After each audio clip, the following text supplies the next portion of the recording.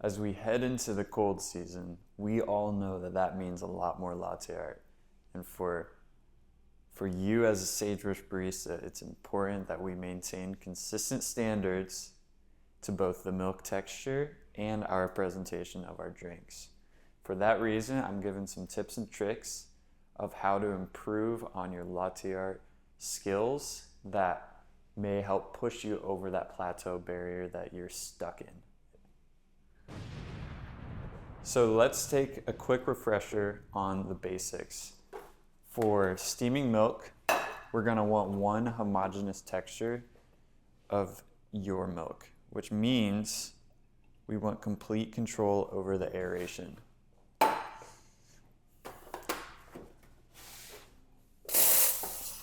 Now, if you remember from your training, which you probably do, we want to center the steam wand inside the milk as such, and then tilt it a quarter of the way over to allow for that whirlpool to take place. I'll visually demonstrate the depth of the steam wand to the milk and how much further you need to go one way or the other. So when we first start steaming, we got a little bit of extra milk. When we first start steaming, we don't want the depth of the steam wand to be much further than where the very tip of the steam wand intersects with the full steam wand. You see how there's a line right there? And so when we first initiate, we only want that line to be kind of the point at which we submerge the steam tip. And then from there, you start your steaming, and then you bring it close to where the surface is. And then when you're done aerating, you resubmerge, but you only have to go so far as how it was submerged in the first place, meaning you don't have to go like super deep. So, quick refresher. We go from there. We want our aeration to not be chunky. So the sound is kind of how we gauge whether or not we're properly aerating our milk. So like I said, halfway quarter, start steam tip, fully submerge, and then we bring it to the surface. We only want those slight aeration noises to take place. Then we wait until it's the temperature of our hand and resubmerge it. Notice how I almost barely moved the milk pitcher back upward. That's all it takes to stop the aeration, and then we stop it as soon as it's as hot as a stove. I forgot I haven't grabbed a rack, but from there, we'll fully wipe. And this is the texture you're going for. Notice how there's not any sort of distinction between the foam and the liquid. It's all just kind of one wet paint-like texture. And I think for me early when I was trying to pull good latte art, I really was scared of thin milk, meaning I would over aerate. And so it may feel like you're under aerating when you get to this texture, but trust me, this is how you get really good latte art. So I'll just incorporate. I'm not going to worry about pulling anything crazy. But this is the thickness we're really going for the foam. Notice how it's about a pencil width amount. And it's hard to evaluate, obviously, when you're using ceramic. But maybe a good rule of thumb for practicing is to just kind of check yourself, recalibrate where you're at with your foaminess. Because like I said, you're going to want to push it foamier than it really will end up needing, and ends up reducing your ability to get complex latte art.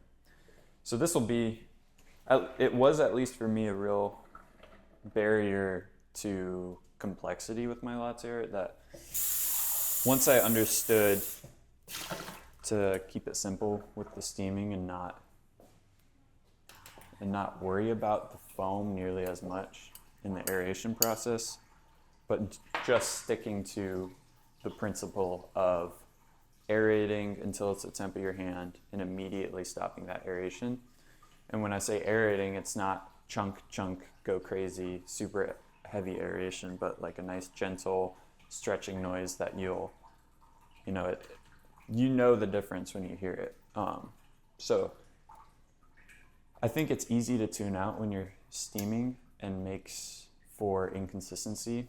But if you actually focus and get that aeration to be just right every single time, I guarantee you that will give you texture that is great for latte art every single time.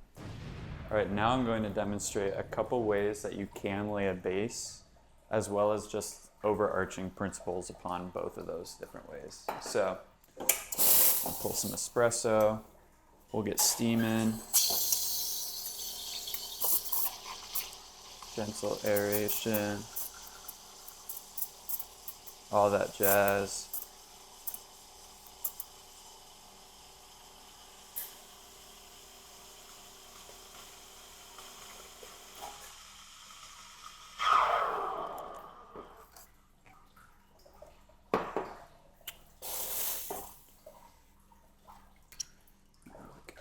Fresh espresso here, but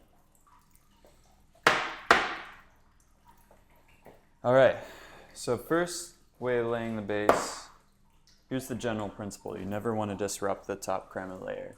If you get super marbly, then that means that you're pushing too hard with your flow rate. But the first way to lay the base is kind of gently lay from a distance up top. Notice how I didn't even do that necessarily perfectly, but that gives you a base to be able to work with.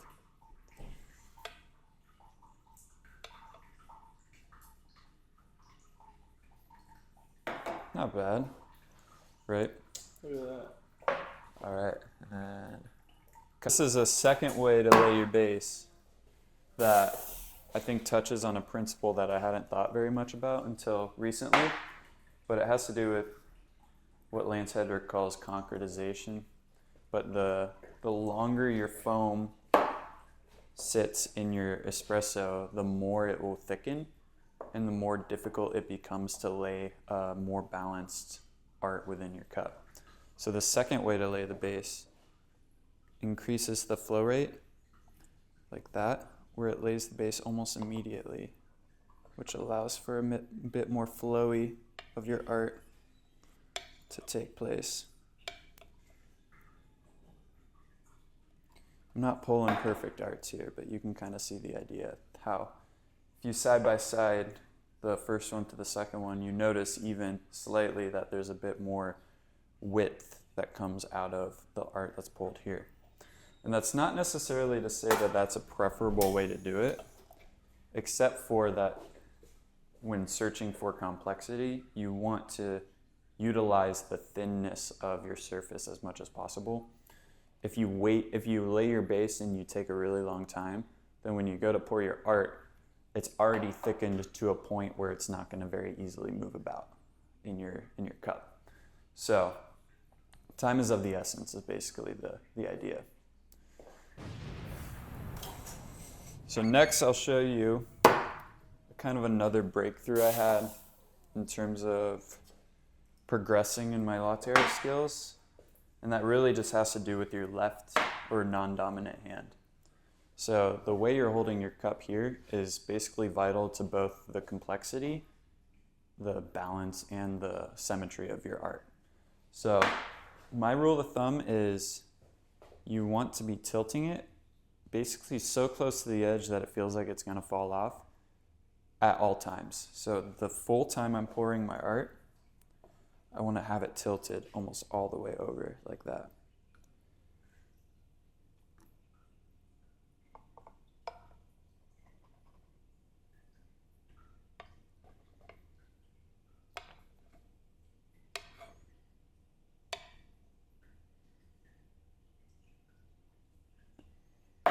But that's kind of, now what this does is give you the deepest point at all times, meaning when you tilt your cup, I'll kind of draw out the geometry on like a little diagram on top of myself right now, but the depth as you tilt is going to be an easier to work with depth for your milk to not disrupt the surface as much when you're laying the base, and also give you the most ample ability for your pitcher to touch that surface. So here, I'll show you what I mean. Now this gets into the principle of spout proximity, which is something that's super vital to achieving good contrast. If you find that your arts are beige oftentimes without that distinct like hyper white to hyper golden brown, then it's probably because your spout is not close enough to the surface. So, can you see it? Yeah. Notice if I'm tilted, my spout can basically touch the surface without losing control of my flow rate. But if I'm not tilted, then I'm going to sacrifice heavy flow rate to get that spout really close. And that's not what we want at all.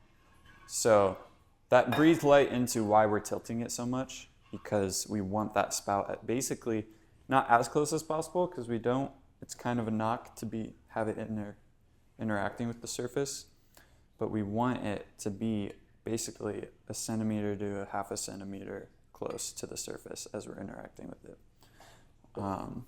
So the tilt of your left hand is crucial for both your ability to control flow rate, vital for good complexity in your latte art, as well as your ability to get nice and close to the surface, which helps with the contrast as well.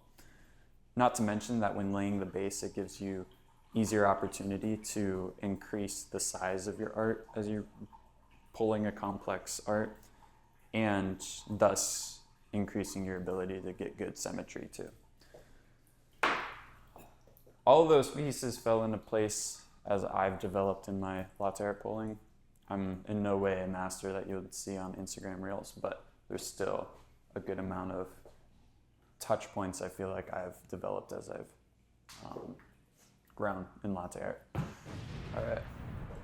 So next, I'm gonna demonstrate, at least for Sagebrush, our standards and like how to set up for a cortado, cappuccino, latte, and a to-go cup. So basically, the overview is that a cortado, you'll steam a cappuccino's amount of milk because you need the proper amount of milk in our pitchers to be able to properly aerate and steam it. But once done steaming, you're gonna dump out honestly 60 to 70% of that milk, because it gives you the opportunity to control the flow rate a lot more easily. With cortado, it's vital that we have proper control of our milk. And obviously you could fill it all the way to the brim, properly steam it and pour it in a cortado and still gonna be okay. But if we want good latte art, then we need that control of the flow rate. If it's super full, then we can't get good control of the flow rate, versus if this is where it starts pouring, then we have a lot easier maneuverability with that. So I'll demonstrate that real quick. Now, when I'm filling the pitcher, it's not vital.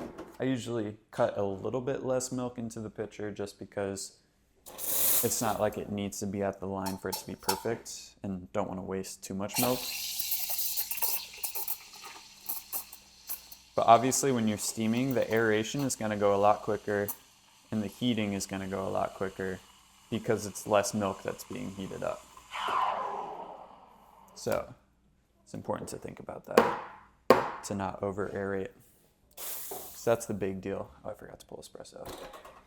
So I have this much milk here, but I'm gonna dump like a crazy amount. Maybe even a touch more than that. So I just cut the amount of milk I have by a big amount. But that's because with cortado, it's a 1-to-1 ratio. So we really only need 2 ounces of milk in here, if that. So, also laying the base, almost non-existent. You just fill it a little bit to get yourself acquainted.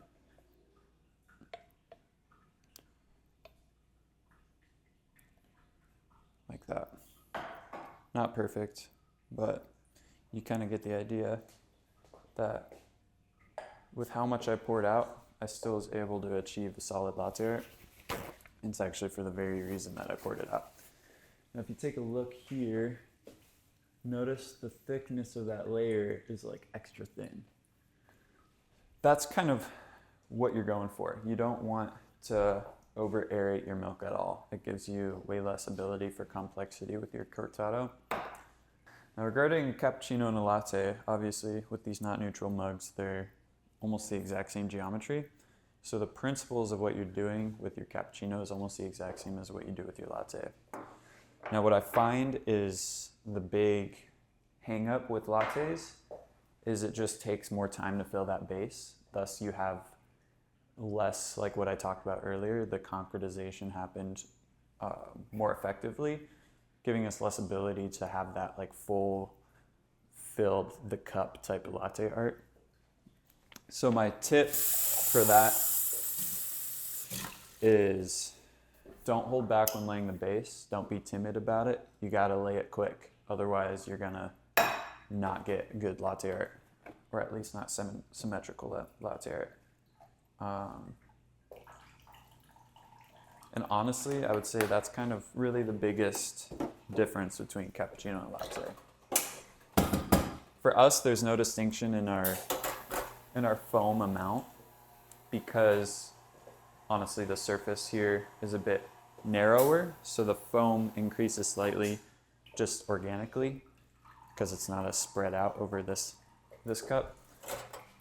And also just being a modern shop, the expectation is high quality latte art, not so much like the traditional Italian super thick foam type vibe. So here's a tip when someone asks for a flat white. We don't technically have flat whites, but our cappuccinos are super wet, meaning what someone would expect with a flat white is what they're gonna get with our cappuccino. When someone asks for a flat white, they just don't want super thick foam, I think is essentially what is going on in their head.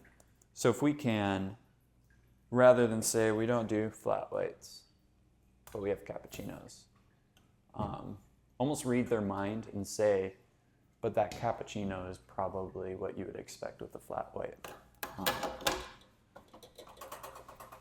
So what I usually do is like say we technically don't have flat whites, but our cappuccinos are super wet.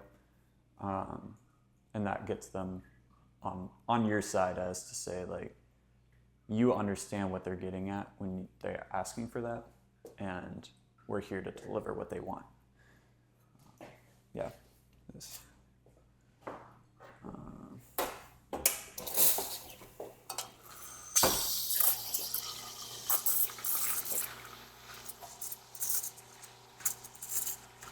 So, like I said, that texture that we're going for never changes whether we're doing a latte or a cappuccino. So, again, I'm going to aerate until it's the temp of my hand and then stop the aeration and continue to heat it until it's hot like a stove.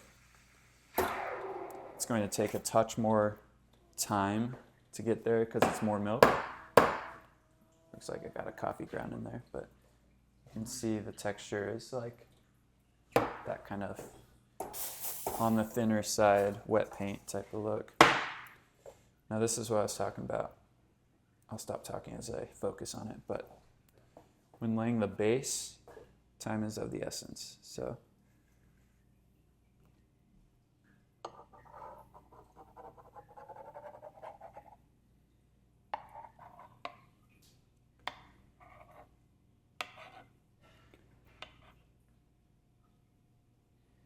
made a couple technical mistakes, but notice the size of the latte art and the way that it wrapped around.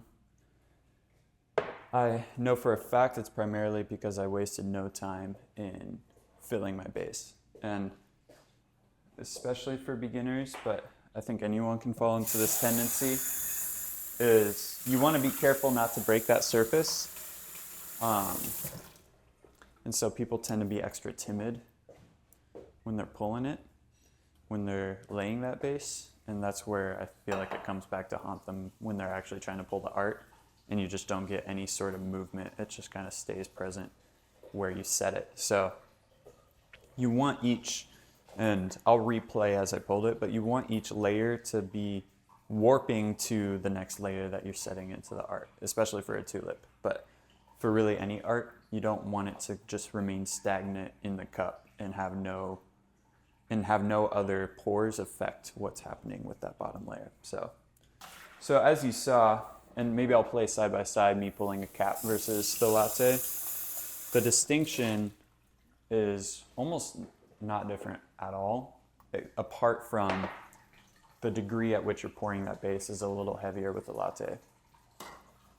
Same goes for matchas. So I won't demonstrate, but when laying that base, you'll want to give like a nice heavy base to properly incorporate the milk into the matcha to set you up to be able to pull an art that actually works. Matcha is a bit more difficult to be consistent with, at least our matcha. So it's a matter of properly incorporating the milk into the matcha for that base.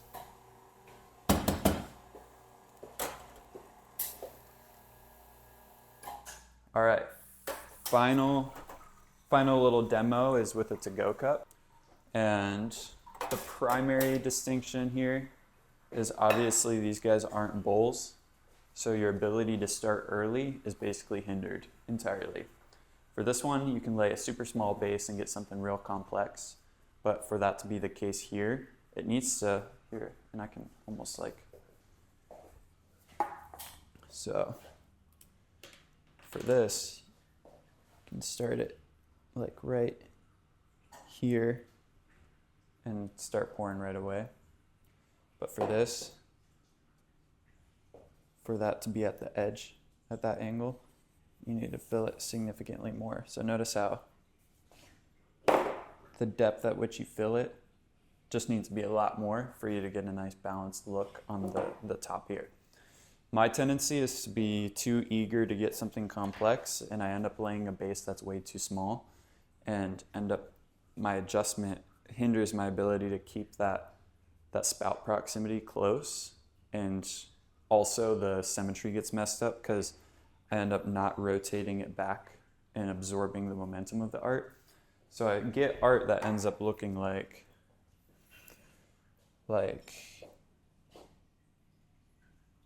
asymmetrical, like this, meaning there's like a lot of extra space on the bottom of the art.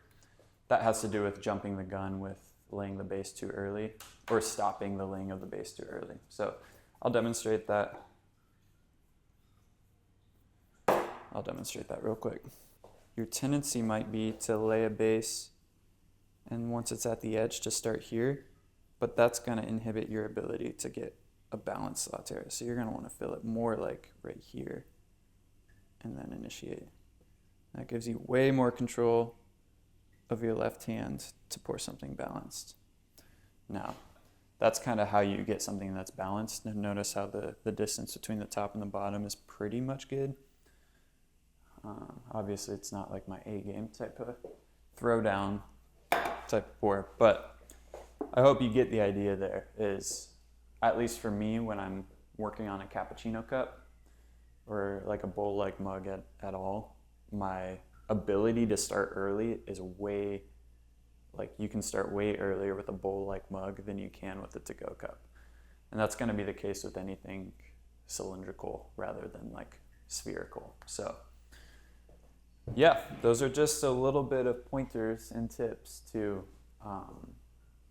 basically how I got over the hump with some of my stagnancy and my latte art skills. Big deals there. I think to recap, the biggest thing always with latte art is your milk texture. So ensuring that we're keeping what feels like maybe might be too liquidy of a texture if you're so used to over aerating, but kind of recalibrating yourself back to a more wet paint look to your milk, something that's silkier and not a distinct air to milk ratio. And then spout proximity, controlling your spout proximity gives you control over your flow rate, which gives you control over both your contrast and your symmetry. So those are big deals too. So yeah, that's about it. I'll touch on other videos of like things like rippling and things like that, but for now. I hope that's a helpful guideline to getting you over that hump of bad latte art.